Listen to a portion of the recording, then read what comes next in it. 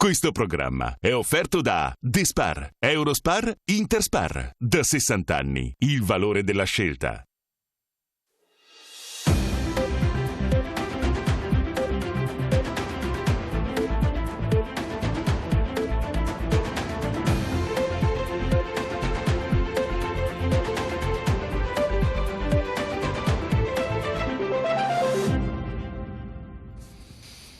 Buonasera, bentrovati, primo Inter Pares, appuntamento del lunedì, del mercoledì, gruppo TV7 ovviamente dedicato in questi ultimi 2 mesi assolutamente a quello che sta succedendo e che tutti ormai voi conoscete, magari sarete anche stanchi tutti i giorni di sentire notizie per quanto riguarda questo virus, ma finché non ne verremo fuori credo sarà ovviamente il motivo per parlarne in tutte le televisioni, in tutti i giornali e anche tra tutte le persone. Noi cercheremo questa sera di capire il perché, di capire soprattutto gli errori, perché avete visto il titolo, insomma ne verremo fuori perché sono stati commessi anche molti errori tramite l'OMS, tramite la Cina, quindi questa sera cercheremo di capire nella prima parte il profilo sanitario, da dove è iniziato e da dove sono iniziati gli errori. Avremo collegato davvero Flavia Bustreo, che è vicepresidente della Fondazione Botman e che è stata, pensate, candidata al governo italiano per ricoprire la posizione di direttore generale dell'OMS. Vive in Svizzera, di Capo San Piero, una rotariana, quindi una persona molto importante. Cercheremo di capire da lei ovviamente se ci sono stati errori e se si può rimediare agli errori che sono stati commessi.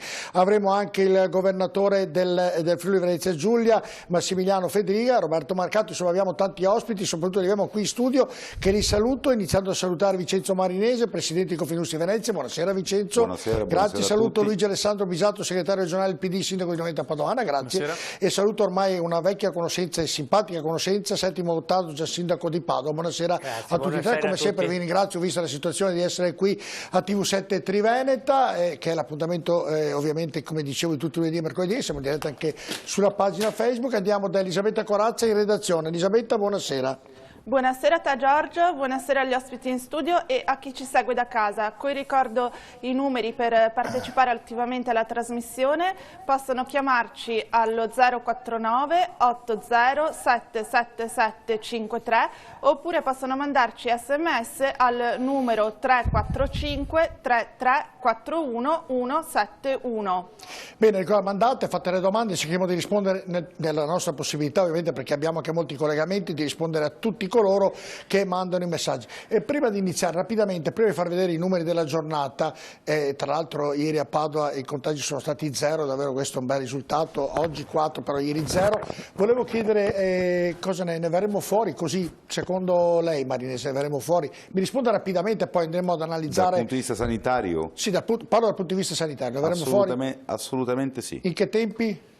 I tempi me lo chiede a me che non sono uno scienziato. Così il suo pensiero è chiaro che pensiero, non lo sa. Secondo me non lo sappiamo nessuno, Vincenzo, non lo sanno nemmeno i virologi. Dalle previsioni, se il vaccino dovesse uscire tra dicembre e gennaio, noi per la prossima primavera ne saremo usciti. Ma il vaccino non uscirà, Vincenzo Marinese, vicino, mettetelo in testa che non uscirà. Per allora fare un vaccino ci vogliono, ormai sono informatissimo, dai 5 ai 10 anni. Qui accelerano i tempi. Vi faccio un ragionamento molto semplice. Da quant'è che c'è l'AIDS? Mi dica, si ricorda più o meno da quanti anni c'è l'AIDS? Saranno 15 anni. 15 anni. Hanno trovato il vaccino? No. No, bene. Faccia i suoi conti e poi troveranno dei farmaci che ovviamente cercheranno di diminuire questo virus, ma il vaccino presumo ci vogliono un paio d'anni, presumo io. Da quello che ho sentito da tutti i sì, può essere che ci siano le cure, comunque dal punto di vista sanitario Bisato, ne verremo fuori secondo lei? Ma sicuramente ne verremo fuori. Anche a lei in che tempi? In che tempi? Anch'io non sono virologo, però sto anch'io alle considerazioni che leggo e che sento. È vero quello che dice lei, che ci vorrà ipotesi. Mi scusi Bisato, non lo dico io. No, non sono così anche lei. No, lo dice lei, nel senso che lo legge da alcune informazioni che raccogliamo anche noi, però c'è anche la versione un po' più ottimista che dice che tutto il mondo, essendo una pandemia talmente importante e significativa, per cui anche le case farmaceutiche hanno tutto l'interesse a trovare il vaccino. Quindi probabilmente presto, dice. Lo troveranno relativamente più presto dei termini che indicava lei. Che non significa però che domani mattina è risolta la questione. Io ho detto un paio d'anni, io spero in un paio d'anni, dunque non ho detto domani, un paio d'anni ho detto spero io, da quello che ho recepito, capito, perché poi uno dice mi metto il vaccino, lo testo il vaccino, mi può creare dei problemi il vaccino, perché anche lì poi ne usciranno tutti i colori. Forse andrebbe detto anche che sono stati testati anche altri farmaci che ottengono un effetto non simile, ma nel senso che possono ridurre l'impatto della pandemia, allora questo già potrebbe essere un elemento che agevola. Su questo posso convenire. Invece per lei, Sentimo Gottardo? Ne usciremo? Tutte le cose che cominciano questo mondo finiscono. Non mi sia a fare il discorso, è normale che succede, prima o dopo finisce tutto. Gli ottimisti come Boris Johnson, che pensava di trovare la soluzione nell'immunità di gregge, ha dovuto fare marcia indietro. La domanda non è casuale che vi ho fatto, è nel senso perché inizialmente sotto il profilo sanitario, ma poi riguarda anche il profilo economico, perché le due cose vanno a pari passo. Certo. Quindi... Per prudenza io mi sto mentalmente attrezzando, è un fenomeno così complesso e così difficile che bisogna attrezzarsi mentalmente e anche nello stile di vita a convivere. Non so per quanto. Certo, allora andiamo a vedere i dati della giornata nell'attesa che arriva anche Denis che è in redazione. Allora vediamo i dati della giornata, saluto Marco e Claudio regia, eccoli qua.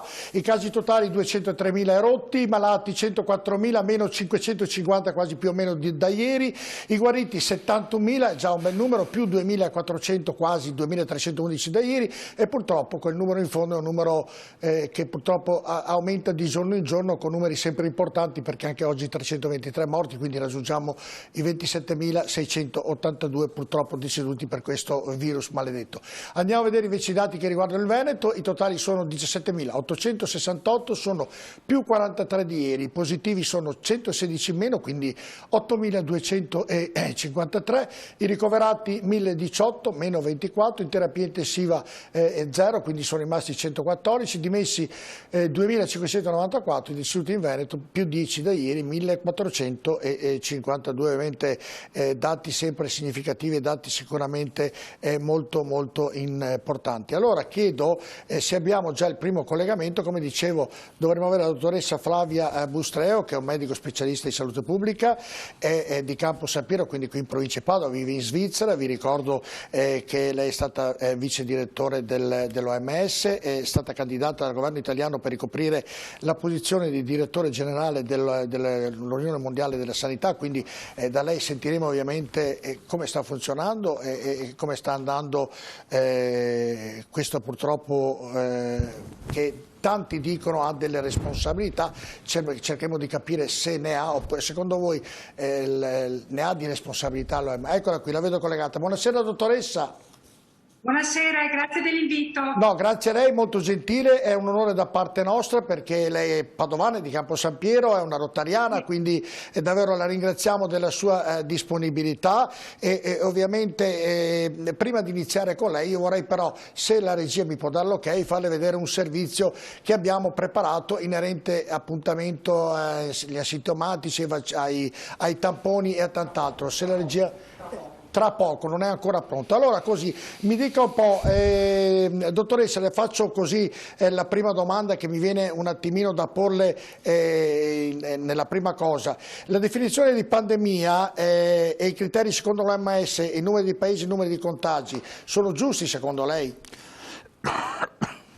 Allora, innanzitutto bisogna dire che la definizione di pandemia è una presenza di infezione, di epidemia, in almeno 2 regioni del mondo e non ha un numero preciso di paesi. Però in questa emergenza sanitaria legata al Covid-19, l'Organizzazione Mondiale della Sanità ha lanciato l'allarme pandemia dopo che l'infezione era presente già in 120 paesi. La precedente situazione di pandemia fu nel 2009 e fu legata all'influenza suina. E l'Organizzazione Mondiale della Sanità lanciò l'allarme pandemia quando questa influenza era presente in 70 paesi. Quindi lei capisce che in questa situazione c'è stato sicuramente quello che viene definito un ritardo dell'allarme massimo, perché questo è l'allarme rosso che l'Organizzazione Mondiale della Sanità può lanciare. Ecco, ma al di là di tutto, che indirizzi può dare l'OMS nella gestione internazionale di questa emergenza, dottoressa?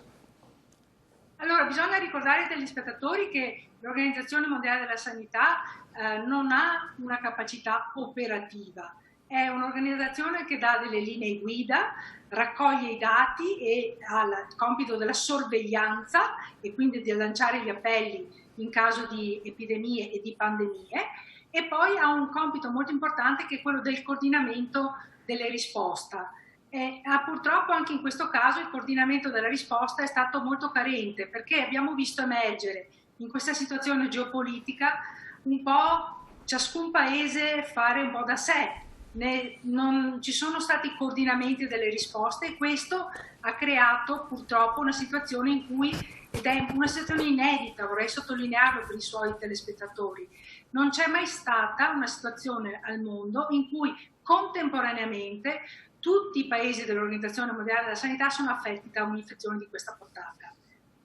Senta, prima di fare le altre domande, ovviamente prima di avere se il contributo è pronto, perché è molto importante poi per fare dei ragionamenti con lei. 2 anni fa, non vorrei sbagliare, adesso lo guardo con esattezza, lei è stata candidata al governo italiano per ricoprire la posizione di direttore generale dell'OMS. In questi 2 anni, secondo lei, l'OMS ha lavorato bene, è stata deficitaria, ha commesso degli errori o più di così non si poteva fare?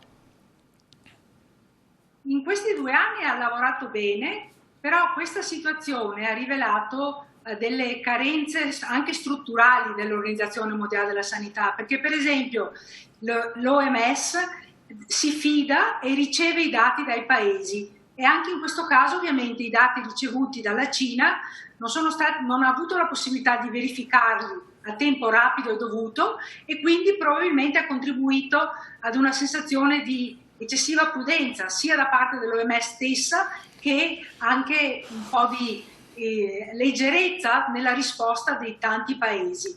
Soprattutto la cosa importante che questa crisi ha evidenziato è che l'OMS non è dotata di una capacità di risposta operativa.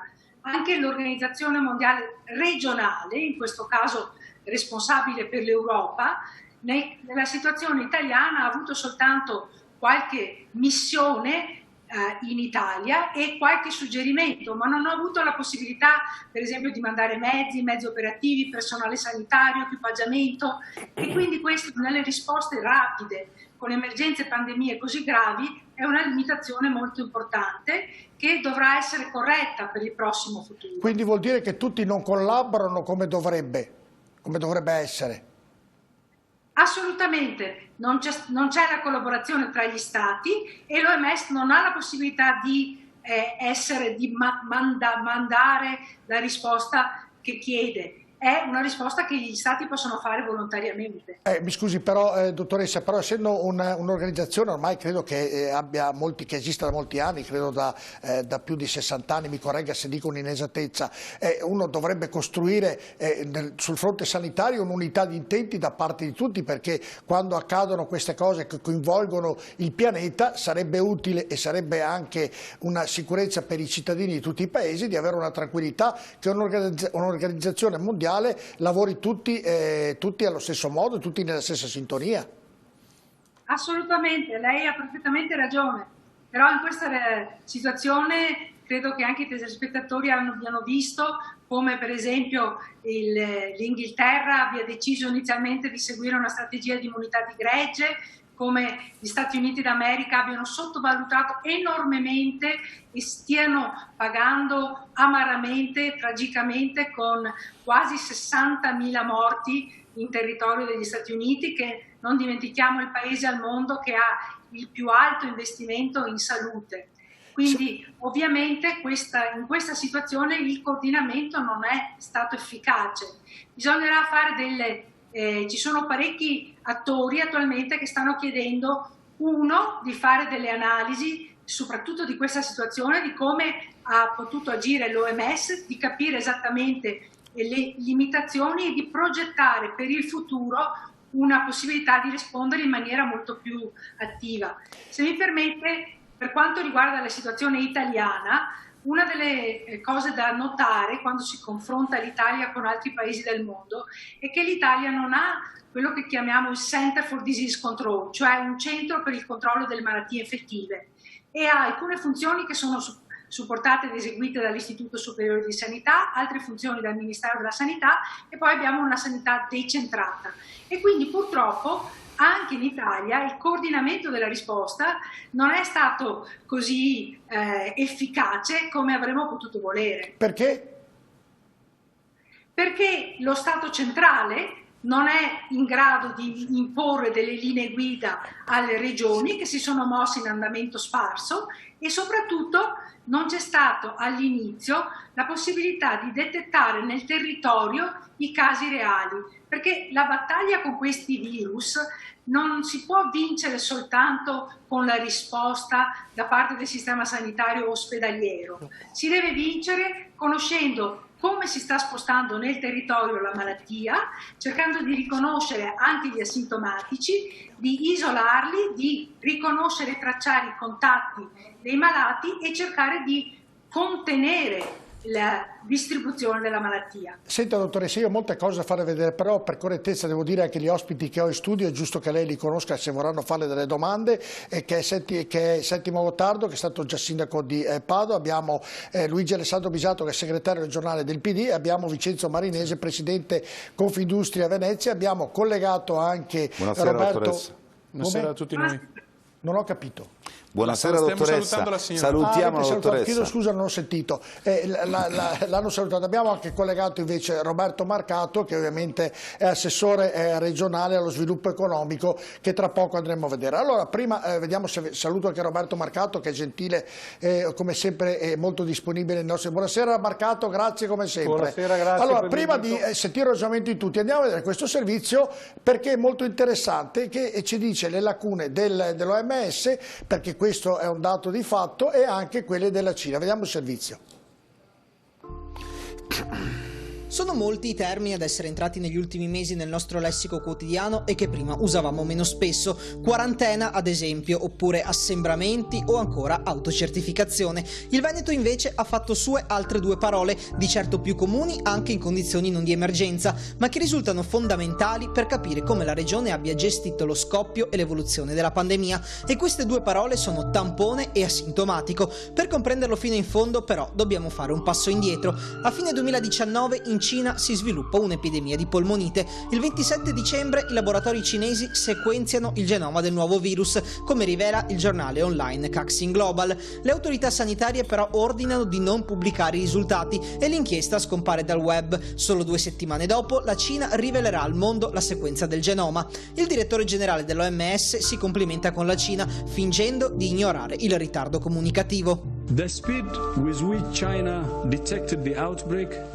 isolated the virus, sequenced the genome and shared it with WHO and the world are very impressive. Il 1° gennaio i medici di Wuhan provano a lanciare l'allarme. Il primo a farlo è Li Wenliang, che viene arrestato per aver diffuso il panico. Anche il governo di Taiwan prova ad avvertire l'OMS, dicendo di aver prova del contagio tra gli uomini. Il 14 gennaio il direttore generale dell'OMS, Tedros Adhanom, tranquillizza tutti dicendo che non ci sono prove di trasmissione tra uomo e uomo. Il 23 gennaio il comitato di emergenza OMS discute se dichiarare l'emergenza sanitaria mondiale. La Cina però si oppone e così Tedros Adhanom vola a Pechino. Lì elogia la trasparenza della Cina e invita a non interrompere i collegamenti aerei con il colosso asiatico. There is no reason for measures that unnecessarily interfere with international travel and trade. Tedros Adhanom è amico personale dell'ex presidente degli Stati Uniti Bush. Da ministro della salute in Etiopia è accusato di aver nascosto 3 epidemie di colera. Il 23 maggio 2017 viene nominato direttore generale dell'OMS grazie al sostegno della Cina, che tra l'altro è il principale partner commerciale dell'Etiopia. Come ringraziamento, Tedros riafferma il principio di una sola Cina, impedendo così a Taiwan di partecipare all'OMS. Torniamo però al capitolo coronavirus. Solo il 30 gennaio l'OMS dichiara l'emergenza sanitaria. A quel punto però i paesi raggiunti dal virus sono già 19 e le persone infettate sono oltre 8.000. La scienza intanto dimostra come il virus si diffonde in maniera esponenziale, fatto questo che però non spiega i numeri relativamente bassi dei contagi ufficializzati dalla Cina. Questo perché il colosso asiatico non fa rientrare all'interno delle cifre i positivi asintomatici, quelli cioè che hanno contratto il Covid-19 ma che non presentano alcun sintomo, nonostante la definizione proprio dell'OMS lo preveda. Anzi, il report finale della missione OMS in Cina evidenzia come la percentuale di asintomatici sia rara e non rappresenti un fattore trainante della trasmissione. Invece, secondo i dati segreti del governo cinese, almeno un infetto su 3 sarebbe asintomatico. Nel frattempo, lo spettro del coronavirus si materializza anche in Italia. Il 31 gennaio viene accertata la positività di 2 cittadini cinesi a Roma, ma è quasi un mese dopo, il 21 febbraio, che la situazione cambia radicalmente. Il Covid-19 inizia a colpire anche in Italia e in Veneto ed è allarme. Ci sono 2 casi sospetti di persone contagiate proprio a Padova. Si tratta di 2 uomini anziani padovani, entrambi residenti a Vo Euganeo. Uno dei 2, Adriano Trevisan, morirà poche ore dopo e sarà la prima vittima italiana del Covid-19. I primi 2 focolai italiani del coronavirus si sviluppano in Lombardia e in Veneto ed è qui che il governatore Zaia decide di prendere una strada tutta sua, sottoporre a tampone tutti i 3.300 abitanti del comune di Vo, quello da cui provenivano i primi 2 pazienti positivi. In paese stamattina sono scattati tamponi per tutti i cittadini. L'ULSS ha requisito la scuola dell'infanzia e nelle sue aule ha dato il via ai test per il coronavirus a tutti gli abitanti. L'esito è incredibile. Risultano positivi asintomatici ben 66 abitanti di Vo, alcuni dei quali non conoscono neppure i cosiddetti pazienti 1 e 2. È il primo vero momento in cui si comincia a percepire l'importanza di considerare anche chi ha il virus e non lo sa, che proprio per il fatto di non aver sintomi rischia di contagiare quanto e più di altri. Il comune dei Colli Euganei intanto è in quarantena, isolato dal resto del mondo per evitare il diffondersi del contagio. Nel frattempo in Veneto da qualche mese, dopo anni di esperienza all'estero, lavora il virologo Andrea Crisanti ed è proprio lui che ha un'altra grande intuizione. Si rende conto infatti di trovarsi di fronte ad un irripetibile caso di studio: analizzare l'evoluzione del virus all'interno di una comunità chiusa dalla quarantena e quindi senza contaminazioni con altri. Così propone a Zaia di fare un secondo ciclo di tamponi sulla popolazione di Vo e il governatore accetta. Possiamo verificare per la prima volta e poi a seconda della sintomatologia e della gravità in quanto tempo si negativizza. Possiamo verificare se i contatti sono diventati positivi.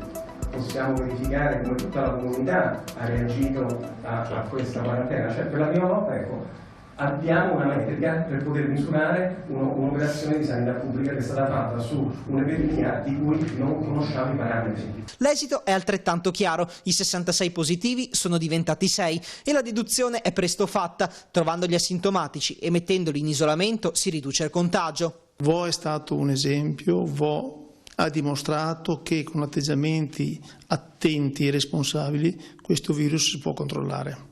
Si decide allora di allargare la metodologia ed estenderla a tutta la regione. Il 23 marzo a Marghera viene presentato il cosiddetto piano anticoronavirus, ideato da Regione e Università di Padova. Obiettivo: implementare quanto più possibile il ricorso al tampone, arrivando anche a 20.000 processazioni al giorno per individuare i positivi asintomatici e metterli in isolamento, bloccando così la catena del contagio. La ratio la spiega proprio Crisanti: le epidemie si combattono con la sorveglianza attiva. Che cosa significa sorveglianza attiva? Significa andare a individuare e a stanare le persone che inconsapevolmente possono trasmettere questa malattia. Una strategia rivelatasi vincente e che ha spinto tutto il nostro paese ad accelerare sul fronte dei tamponi. A distanza di 40 giorni da quella conferenza stampa, l'Italia è la 4ª nazione al mondo per test effettuati, la 2ª per tamponi in rapporto alla popolazione. Un modello tutto veneto che ha evitato con tutta probabilità che la situazione degenerasse ancora di più. Abbiamo già un piano di rafforzamento che parte da una base. Noi speriamo di mettere in piedi questo piano alla volta di fine estate per 30.000 tamponi al giorno. Posso anche già aggiungere che forse se riusciamo, insomma, andiamo giù di artiglieria pesante oltre i 30.000, per cui abbiamo anche alcune sorprese che stiamo tentando di mettere in piedi sempre rispetto ai tamponi. E oggi che abbiamo superato i 3 milioni di casi accertati e i 200.000 morti nel mondo, la domanda sorge spontanea: quante vite si sarebbero potute salvare se Cina e Organizzazione Mondiale della Sanità non avessero ritardato sugli asintomatici? Nel fare i complimenti a Denis Maran, che ha fatto questo servizio che è significativo e anche ha chiarito molte situazioni, ritorno dalla dottoressa Bustreo e anche da Roberto Marcato, perché Roberto Marcato poi alle 21:50 deve lasciarci, quindi cerco di non far perdere tempo nemmeno a lui. Però dottoressa le chiedo, ha commesso gli errori il Veneto un attimino ha scoperchiato, come si dice, la pentola, perché senza il governatore, senza del Veneto senza l'Università di Padova, credo davvero che ancora sarebbe una strada tortuosa e sarebbe una strada anche confusionale. Mi scusi se le uso questo termine, perché ho l'impressione che molti virologi, molti medici vanno a tentoni, vanno di qua, di là, fanno i tentativi finché poi verrà fuori il virologo bravissimo che troverà la medicina e che passerà per eroe. Sto dicendo una fesseria, dottoressa, o qualche verità l'ho detta? No, anzi vorrei apprezzare anche il servizio che avete presentato, che è stato molto accurato e ha evidenziato purtroppo le lacune che l'Organizzazione Mondiale della Sanità purtroppo ha avuto in questa fase.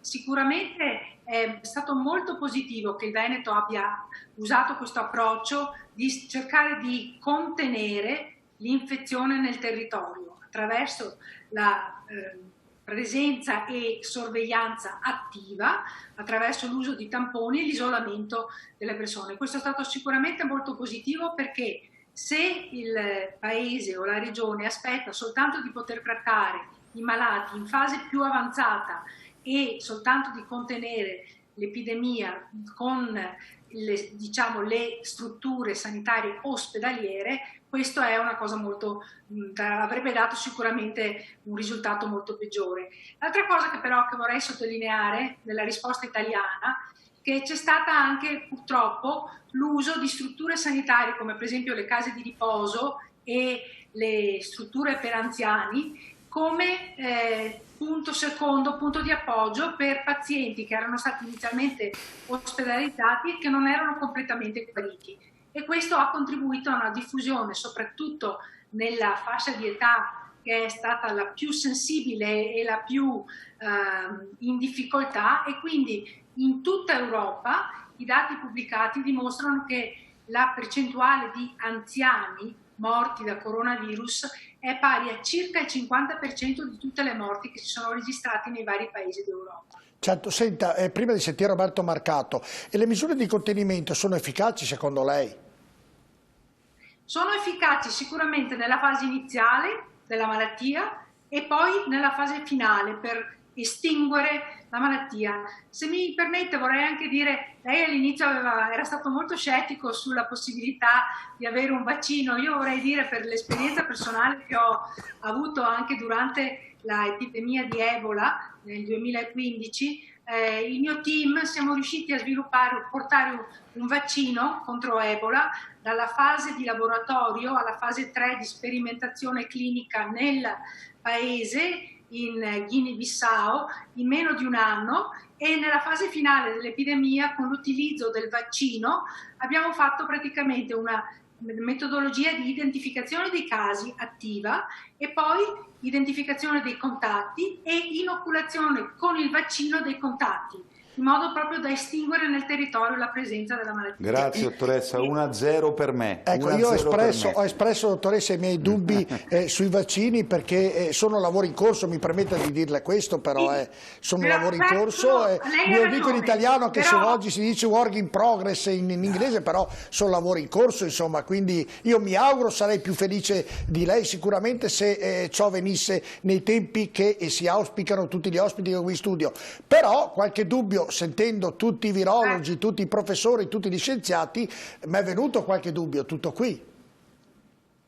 La cosa da segnalare anche, che è un inedito assoluto, è che attualmente ci sono 115 candidati di vaccini contro il coronavirus, quindi c'è una azione forse non troppo ben coordinata, però un'azione molto molto vasta, che è legata ovviamente alla gravità e alla severità della malattia, e quindi io sono abbastanza fiduciosa che tra questi numerosi candidati vaccini si possa arrivare a quello effettivo, anche perché in quel caso ovviamente la battaglia contro il coronavirus avrà delle armi molto più efficaci. Ecco, venga fuori il vaccino eroe. Roberto Marcato, ha sentito Roberto Marcato, ovviamente segue l'economia, ma ormai conosce profondamente, perché ne parla tutti i giorni di questo maledetto virus. Però Roberto Marcato, il Veneto, per merito del suo governatore dell'Università di Padova, ricordiamo, l'Università di Padova che è molto importante, ha fatto capire a tutto il mondo che lavorando in una maniera diversa si poteva si potevano eliminare anche gli errori che l'OMS e la Cina ha fatto. Ho capito poi che c'era un rapporto di sudditanza tra il presidente dell'OMS e la Cina per i motivi che abbiamo sentito nel servizio, però il Veneto ha sfatato anche questo tabù e il nostro governatore, dando l'assenso all'idea dell'Università di Padova, ha iniziato e ha fatto qualcosa di importante, insomma. Sì, guardi, sono sempre ed esclusivamente scelte politiche, perché la comunità scientifica ti dà delle indicazioni, ti dà degli strumenti, ma la scelta è politica. Noi avremmo potuto, come hanno fatto altri, seguire le indicazioni del governo e le indicazioni dell'OMS e avremmo sbagliato. Il presidente Zaia ha deciso di fare un'altra scelta e la scelta, quella dei tamponi, che ci ha fatto capire che esistevano gli asintomatici, cioè dei portatori sani di coronavirus che andavano in giro per il mondo, è stata la chiave di volta. Ma sono sempre scelte politiche, come scelte politiche sono quelle di avere in ogni provincia un centro per le malattie infettive, come sono scelte politiche quelle di avere la sanità per la stragrande maggioranza pubblica rispetto al resto d'Italia, come sono scelte politiche quelle di avere dei presidi sociosanitari capillari nel territorio. Queste sono tutte scelte politiche. Però poi sapere, è vero che esistono i medici bravi, esiste l'università che abbiamo riconfermato, io l'ho sempre saputo, ma abbiamo riconfermato al mondo essere una delle migliori università al mondo, perché questo va vastamente detto, però sono sempre scelte politiche.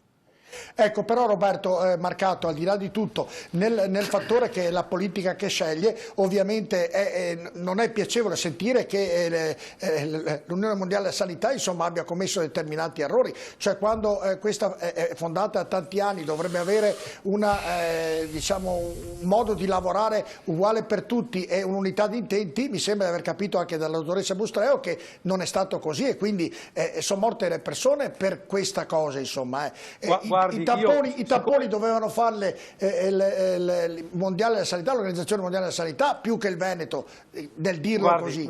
Siccome ogni singolo cittadino ha bisogno di credere nelle istituzioni, io voglio pensare che l'Organizzazione Mondiale della Sanità si sia trovata davanti a qualcosa di estremamente sconosciuto e complesso. Voglio sperare questo, perché se i ritardi o la confusione fossero dettati da altre logiche sarebbe davvero drammatico. Fermo lì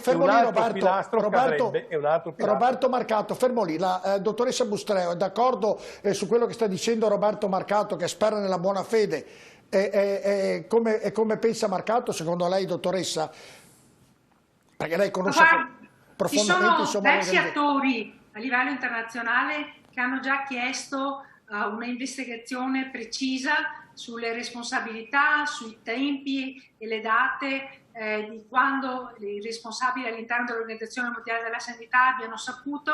Non c'è dubbio che l'Organizzazione Mondiale della Sanità, anche come avete spiegato bene nel servizio, è un'organizzazione che è politica, è un'organizzazione la cui leadership viene determinata attraverso votazioni da paesi e quindi le logiche di pressione da parte di paesi che sono affetti da infezioni è una logica che purtroppo esiste e che a mio modo di vedere deve assolutamente cambiare, perché sicuramente in questa fase la Cina ha fatto pressione per esempio per ritardare la dichiarazione di pandemia, questo è evidente.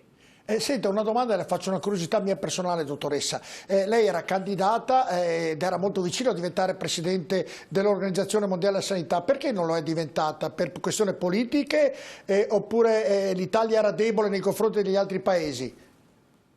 Sì, certo. Soltanto per lei e per i suoi telespettatori, la prima votazione eseguita dai 34 paesi membri del Consiglio esecutivo dell'Organizzazione Mondiale della Sanità, il dottor Tedros Adhanom ha avuto 34 voti su 34, io ne ho avuti 33 su 34. Però chiaramente le dinamiche sono dinamiche politiche, l'Italia non era forte in quel momento, si era uscita appena dal governo Renzi, c'era il governo Gentiloni appena installato, ha fatto delle scelte di non insistere, di non competere con altri paesi, c'erano anche altri candidati europei e quindi c'era questa competizione. E il dottor Tedros, che era un politico molto scafato e come avete sentito dal servizio, ha avuto l'appoggio di moltissimi paesi sia africani che del gruppo dei G77. Ecco, allora, tanto per far capire ai nostri telespettatori e agli ospiti, la dottoressa che è nostra ospite, insomma, è una persona a livello mondiale, insomma, perché vive in Svizzera e doveva essere lei il presidente dell'Organizzazione Mondiale della Sanità per un voto. Strano però, Burile, sta cosa. Cosa, Roberto? No, dico, stranissima sta cosa, visto che ci hanno riempito la testa. Però Roberto Marcato, Roberto, volevo dirle che questa cosa risale a 2 anni fa, se non sbaglio, vero dottoressa? Governo Gentiloni. Nel governo Gentiloni, se non sbaglio, giusto dottoressa? No, infatti, sì, ho capito perfettamente. Ho detto strano, visto che ci avevano riempito la testa dicendo che i governi del centrodestra erano debolissimi, invece finalmente sì che con Renzi e Gentiloni potevamo contare qualcosa in Europa e nel mondo. Insomma, no, mi fa piacere che un autorevole esponente come la dottoressa in realtà dica le cose come stanno e poi alla fine l'Italia conta niente sempre. Questo è il dramma. Ecco, Dopodiché allora, se vogliamo vendere in maniera diversa possiamo vendere in maniera diversa, ma noi contiamo come il 2 di picche, questo è il dramma e lo contavamo ieri così, l'altro ieri, oggi e conteremo anche dopodomani. No, però, perché abbiamo una debolezza endemica che non è che la risolva Renzi o Gentiloni, la debolezza endemica c'è, punto. Certo, Bisatto che è presidente regionale del PD, poi anche, voglio sentire anche Settimo Gottardo, però il fatto di avere una persona italiana che è candidata, che perde per un voto in quel governo, Gentiloni come diceva Roberto Marcato, insomma dispiace perché è una persona di altissime qualità, vuol dire che onestamente, se come dice la dottoressa la scelta viene fatta per un peso politico, eravamo debolucci, Bisatto, in quel periodo lì, o sbaglio? Eravamo debolucci. Adesso io ho raccolto quanto dice la dottoressa, la ringrazio perché ci ha dato delle informazioni anche di prima mano e quindi ci mancherebbe, io non sono né in grado di giudicare né in grado di tratteggiare quello che è successo 2 anni fa e non posso che rifarmi a quello che dice lei. Va detto... Era gennaio 2017 per essere precisi. Spiace che non stiamo parlando col direttore generale dell'Organizzazione Mondiale della Sanità, mi pare di capire che ci è arrivata molto vicina nei consessi internazionali, i pesi, i giochi di potere avvengono, cioè anche se fosse stata eletta lei probabilmente saremmo riusciti ad avere un'alleanza in più per portare a casa il risultato ed era auspicabile. Esatto, non sarebbe stato male, insomma. Chi è che ha detto questo? Io non ho detto questo, io ho detto che è chiaro che, come dire, stiamo parlando, acqua passata non macina più, non è che posso tornare io a votare al posto di chi ha votato all'epoca. Esatto, è una domanda che ho fatto io alla dottoressa perché dispiace vedere persone di qualità italiane, di grande spessore, che magari vieni a sapere proprio questa sera, come l'ha saputo lei, che la politica in quel frangente non ha avuto un peso importante per fare eleggere lei per un voto. Direttore, ci sono però contraddico l'assessore regionale Marcato che, come dire, ha questa grande bella caratteristica di riuscire a buttarla spesso in cacciara, ma che non è vero, che noi non riusciamo ad essere ben rappresentati all'estero in alcune occasioni. Quando noi risultiamo divisi nel consesso internazionale, qualche volta mi permetto di dire che la sua forza politica ha questa volontà di autoescludersi dal gioco delle parti in Europa, dire quando ad esempio. Siamo stati forti sì, porto degli esempi ben concreti. Sì. Quando si decide, e tutti insieme, che Draghi sia il miglior governatore, che non era sostenuto, guarda caso, dalla forza politica a cui che è rappresentata dall'assessore Marcato, all'epoca siamo riusciti a portare a casa il risultato che è diventato governatore della Banca Europea, con straordinari risultati anche per il paese in cui lui è cresciuto e vive. Certo. Quindi Settimo è sempre opinabile, spiace tantissimo per la dottoressa Bustreo. No, dottoressa Bustreo conferma la regola, Draghi è l'eccezione che conferma la regola.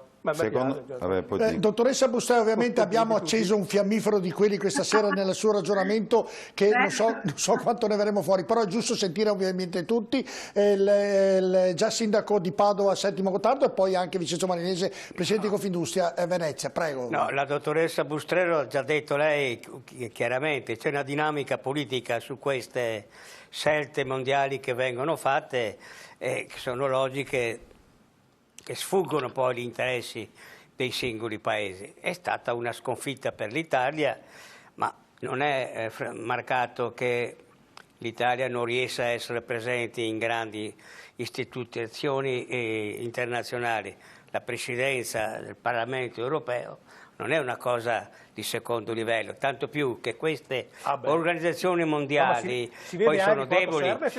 Marcato, tu sei uno tra quelli che giustamente, ti ho sentito più volte e io condivido, criticare la debolezza dell'ONU su molti conflitti mondiali vicino a noi, il caso della Libia, cioè queste organizzazioni un po' faraoniche, un po' pretenziose, in realtà poi sul piano operativo sono molto deboli, e sono deboli con la gravità che cedono poi al più violento.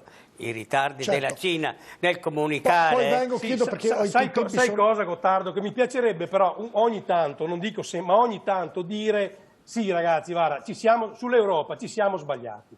E pensavamo fosse una struttura forte, consolidata, che avesse una sua autorevolezza, una capacità decisionale, ci siamo sbagliati. Ma ogni tanto bisognerebbe dirlo, perché siccome io sono stato trattato da cretino da 20 anni, perché ho messo in dubbio non il fatto di essere europei, perché c'è bisogno di Europa, ma non di questa Europa, di un'Europa forte, vera, di un'Europa dei popoli, di un'Europa che abbia un vertice, una capacità decisionale. Cioè, bisognerebbe ogni tanto dire sì, ci siamo sbagliati. Abbiamo fatto un'analisi sbagliata, abbiamo difeso per anni un carrozzone inutile, adesso abbiamo capito che non è così, rifacciamo questa Europa. No, ancora a dire no, ma questo... No, ma, se dobbiamo entrare nello specifico della dinamica dell'Unione Europea, apriamo una discussione. Non è che a priori noi stavamo discutendo, mi pare, sull'attribuzione al nostro Paese di responsabilità internazionali. Uno alla volta. Stavo dicendo... Perché 5 anni fa, quando io dicevo che era inadatta l'Europa a stare nello scacchiere internazionale, tu mi dicevi no, hai torto, l'Europa va bene così. Perché? Bisogna dire anche, ci siamo sbagliati, diciamolo. Non è mica una risposta, Bisatto, la risposta perché poi non si è sentito, perché parlandovi sopra non si sente. Io non stavo rispondendo all'assunto se l'Europa va cambiata, va migliorata, andava male. Apriamo una discussione su quello, ognuno ha i propri punti di osservazione. Ma adesso è tardi però, perché se noi l'avessimo, scusami... Aspetta Roberto, parlavo sull'argomento. Nelle istituzioni internazionali riusciamo ad avere ruolo anche come Italia? Sì? Non nello specifico dell'Organizzazione Mondiale della Sanità. Perfetto. In questo momento al CERN, se ricordo bene, Roberto Marcato ha preso il ragionamento a 360 gradi. Qui parlavamo ovviamente perché la dottoressa Bustreo ha precisa domanda. Quindi faccio l'ultimo intervento, poi vi lascio.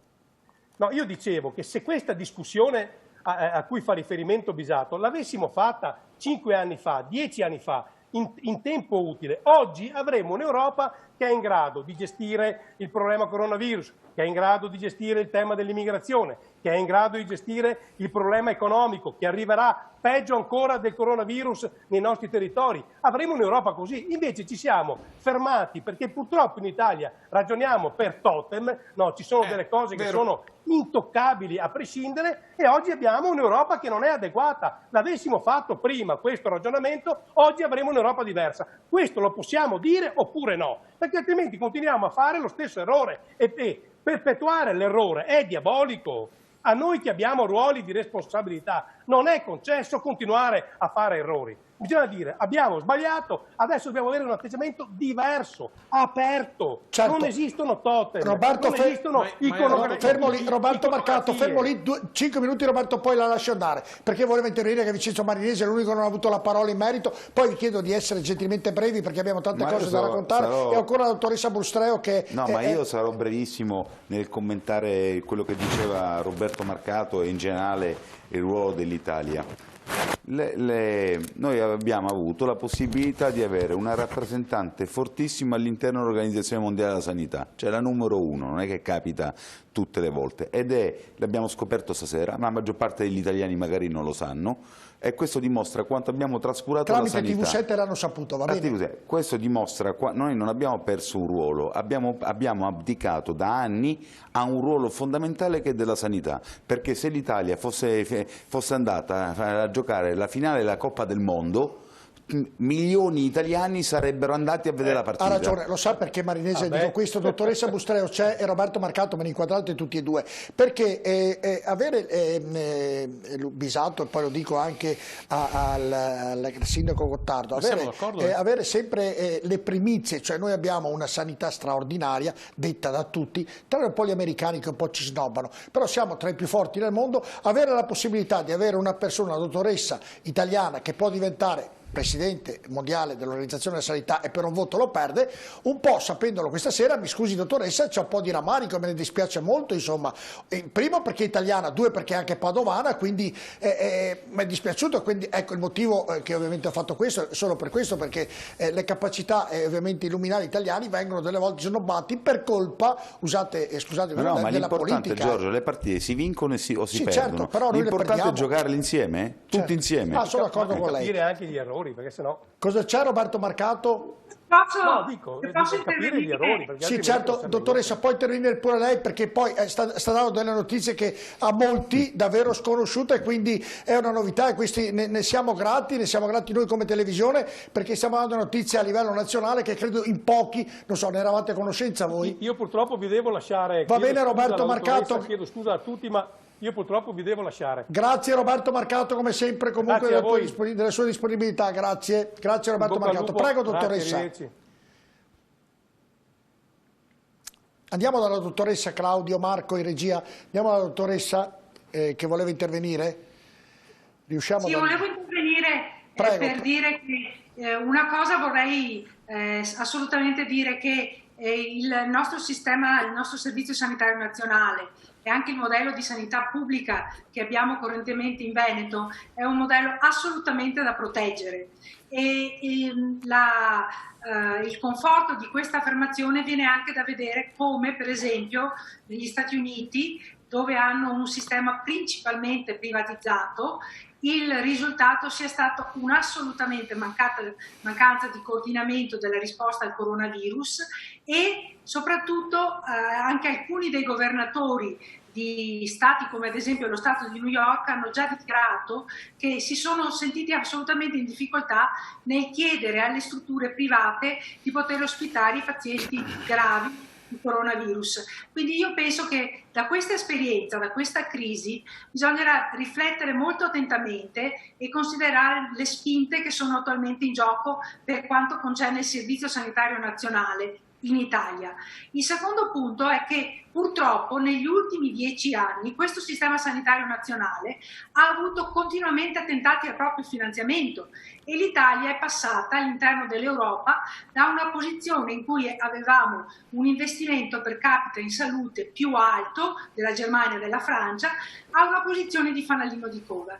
Quindi io spero vivamente che al di là della conversazione che abbiamo avuto questa sera, del momento di crisi che sicuramente sono convinta di cui vedremo la fine, però non possiamo assolutamente lasciare la presa su questa assoluta capacità che abbiamo sviluppato in tanti decenni, in questa eccellenza anche delle istituzioni, come avete menzionato, l'Università di Padova, dei ricercatori, e dobbiamo tenere presente i politici. Mi spiace che il politico sia uscito adesso, ma i politici devono assolutamente avere chiaro che gli investimenti in queste strutture sono importantissimi sia nei momenti tra virgolette normali, ma ancora di più nei momenti di crisi come quella che stiamo vivendo. Dottoressa, io le chiedo, avrei un paio di domande importanti ancora da farle, se può rimanere, perché ho ritardato la pubblicità di mezz'ora, il mio editore si arrabbierà sicuramente, perché era importante sentire i contenuti dei suoi ragionamenti e poi tra l'altro tra poco avremo collegato anche il Presidente della Regione Friuli Venezia Giulia e quindi